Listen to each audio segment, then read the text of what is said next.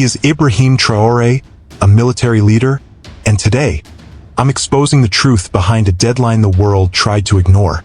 A young leader warns Israel, recognize Africa's sovereignty, or face the consequences. The clock ticks. 72 hours. Netanyahu stays silent. No speeches.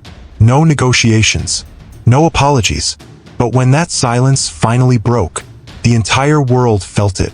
3 days earlier, Nairobi was center stage for a summit unlike any other. African leaders, joined by non-aligned nations, filled the hall as President Ibrahim Traore stepped to the podium. His voice? Calm but unshakable. His message? A direct challenge to Israel's prime minister. In 72 hours, recognize our right to choose our alliances, or Africa will begin to sever ties with every system that fuels your violence. This was bigger than Gaza, bigger than one war. It was about respect, about Africa refusing to be disposable on the world stage. Israel brushed it off. State media called Traore's threat symbolic posturing.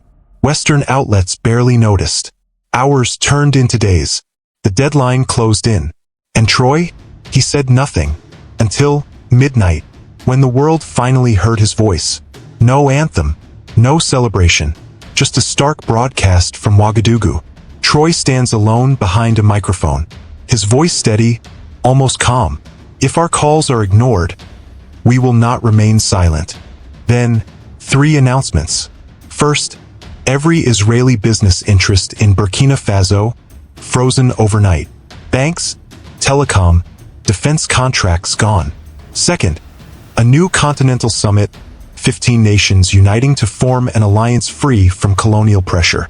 Third, a call for African nations hosting Israeli embassies to rethink their presence. Not with war, but with principle.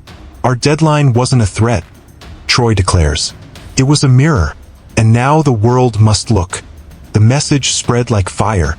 By dawn, 3 nations, Chad, Mali, Guinea, recalled their ambassadors from Israel. 2 more froze infrastructure deals.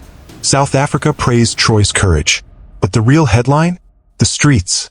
From Dakar to Dar es Salaam, young crowds poured out, flags in hand, voices raised. Africa will not be silenced. In Jerusalem, chaos. A secret security meeting called overnight.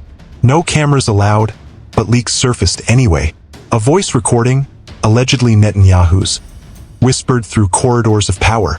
We underestimated him. This isn't just Burkina Faso anymore. This is a movement. France urges restraint. The EU calls for dialogue, but no one dares to condemn Traore outright, because this isn't just diplomacy now. It's momentum. Netanyahu is left asking one question. How far will this movement spread, and how fast? Because when deadlines are ignored, the world doesn't return to normal. It moves forward, without you. Tell me this. Did Netanyahu underestimate Traore?